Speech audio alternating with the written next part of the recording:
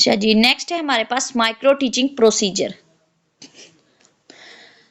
Micro teaching procedure में सबसे पहले एक्सप्लेनेशन ऑफ स्किल, यानी अब माइक्रो टीचिंग का तरीकाकार क्या है। पहले तो हमने खूबियां डिस्कस की हैं, अब हम डिस्कस करेंगे कि उसका तरीकाकार क्या है, किस तरह से जो है वो माइक्रो टीचिंग को डील किया जाता है। तो सबसे पहले एक्सप्लेनेशन ऑफ स्किल के एक्सपर्ट की तरफ से स्किल को एक्सप्लेन किया जाता है। जैसे अभी पहले मैंने बात की, डेमोन्स्ट्रेशन की, तो in micro teaching a particular skill is selected और this skill is defined to student teachers, यानी स्टूडेंट टीचर यानी जो टीचर स्टूडेंट बन के बैठे हुए हैं, टू स्टूडेंट टीचर्स और teachers under training in terms of specific teaching behaviours and objectives of these behaviours.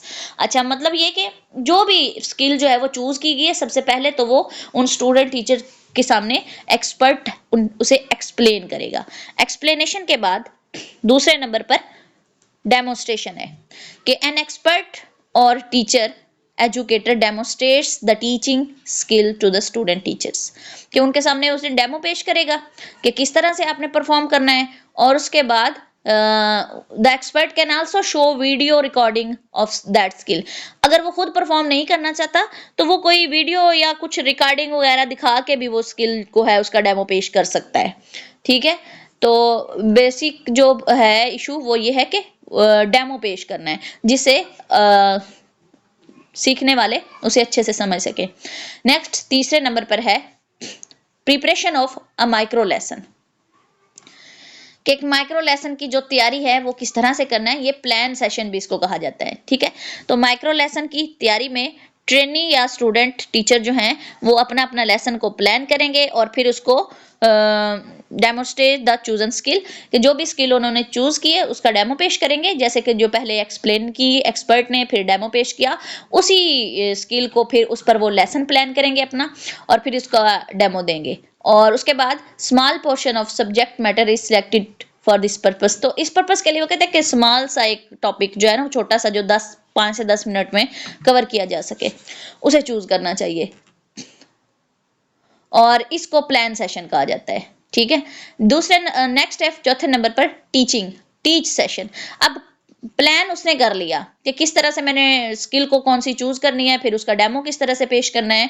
ठीक है, और 5 से 10 मिनट के अंदर मैंने उसको किस तरह से खत्म करना है, ये सारी उसने प्लानिंग कर ली। उसके बाद टीचिंग यानी टीच सेशन आ गया। अब इसमें क्या है कि trainee teach plan lesson to a small group of students, यानी जो भी वो छोटा सा ग्रुप है स्टूडेंट्स का, 5 से 10 स्टूडेंट्स का, उनके सामने वो 5 से 10 मिनट के अंदर वो स्किल जो है वो उस पर लेसन देगा।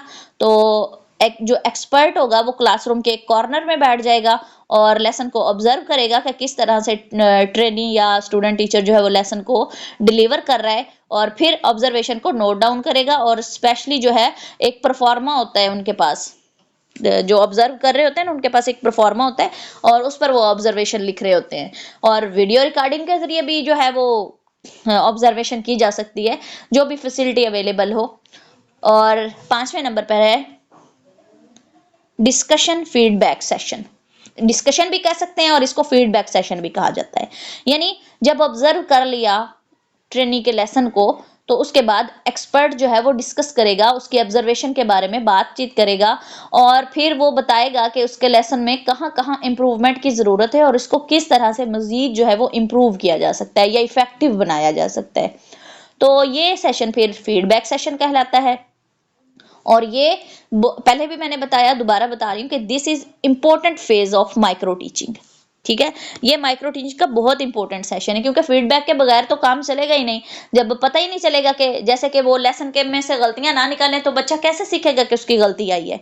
और अगर लेसन को टिक कर दें, गुड दे दें गलत लेसन को भी, तो वो तो यही समझेगा ना कि मेरा सारा कुछ जो है वो ठीक है। अच्छा, मैं यहाँ आपको एक मिसाल देती हूँ। एक स्टूडेंट था, तो बच्चा था एक हमारी फैमिली में, तो बच्चा बहुत अच्छा था और माशाल्लाह से इंटेलिजेंट भी और लेसन भी अच्छा तैयार कर लेता।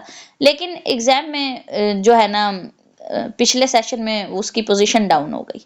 अब पोजीशन डाउन हुई, लेकिन बच्चे का ये कहना था कि मैंने तो सारा कुछ याद किया है, सारा सिलेबस कवर किया है, टीचर्स भी कहते हैं कि बहुत अच्छा बच्चा है।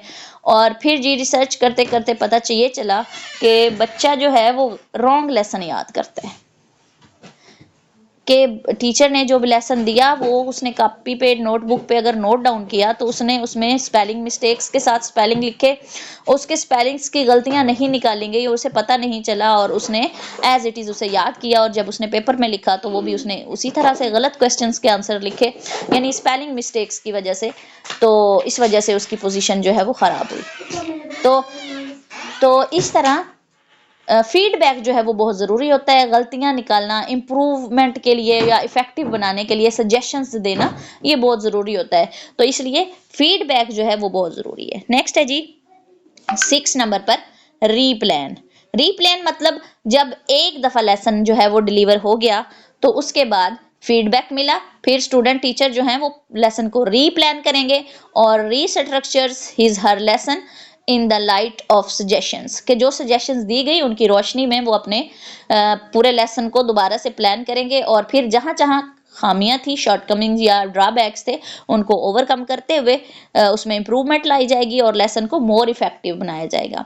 तो द लेसन इज रीप्लान्ड और it is an improve version of previous lesson. तो इसे हम क्या कहेंगे कि वो फिर इम्प्रूव शुदा यानी बेहतर शुदा जो प्लानिंग है। उसके बाद रीटीच आ जाएगा। रीटीच में दोबारा से लेसन को पढ़ाया जाएगा, retaught to the same class, students में भी डिफरेंट स्टूडेंट्स और हो सकते हैं, यानी मे भी नया ग्रुप आ जाए, लेकिन होंगे स्टूडेंट टीचर ही, और फॉर द सेम ड्यूरेशन उन्हीं 5 से 10 मिनट के अंदर। तो it will naturally be a better lesson than the previous one. अमूमी तौर पर भी अगर देखा जाए तो एक चीज़ जब इंसान पहली दफ़ा करता है तो उसमें जो खामियां कमियां होती हैं, तो जब दूसरी दफ़ा कर रहा होता है तो उससे बेहतर होता है। तो इसी तरह जब पहली दफ़ा लेसन प्लान करके डिलीवर किया तो उसमें जो खामियां थी वो ऑब्जर्वेशन के बाद उन्हें बताई गई, तो उन्होंने इम्प्रूवमेंट की, जब दोबारा पढ़ाया तो वो बेहतर हो चुकी थी। उसके बाद री फीडबैक 8वें नंबर पर। रीफीडबैक में दोबारा से उसकी ऑब्जर्वेशन होगी और दोबारा से उसकी लेसन जिस तरह से उसने डिलीवर किया उस पर डिस्कशन की जाएगी और फिर उसको फीडबैक दिया जाएगा। तो फिर ये रीफीडबैक सेशन कहलाएगा। अब ये ना माइक्रो टीचिंग का एक साइकिल है। इस साइकिल को आपने ज़हन नशीन करना है कि सबसे पहले प्लान, और प्लान के बाद टीच, यानी प्लान लेसन को प्लान किया, फिर टीच किया और उसके बाद फीडबैक मिला, फीडबैक के बाद रीप्लान, रीटीच एंड रीफीडबैक। तो is called a micro teaching cycle. तो दिस साइकिल में repeated till adequate level of skill acquisition takes place, यानी उस वक्त तक ये साइकिल रिपीट होता रहेगा जब तक कि वो बहुत अच्छी यानी कि वो हाई लेवल पर नहीं पहुंच जाता, यानी सारी ड्रॉबैक्स जो है वो उन पर ओवरकम नहीं पाया जा सकता। ठीक है, तो उस वक्त तक इस साइकिल को जो है वो चलाते रहेंगे, तमाम जो भी स्किल चूज की गई है उसमें बेहतरी लाने के लिए। जी, तो ये था हमारा आज का माइक्रो टीचिंग के हवाले से। तो अभी कुछ चीज़ें रहती हैं लेकिन इंशाल्लाह वो हम नेक्स्ट करेंगे। आज के लिए माइक्रो टीचिंग से रिलेटेड इतना काफ़ी है। उम्मीद है कि आपको माइक्रो टीचिंग का कंसेप्ट जो है वो अच्छे से समझ आ गया होगा।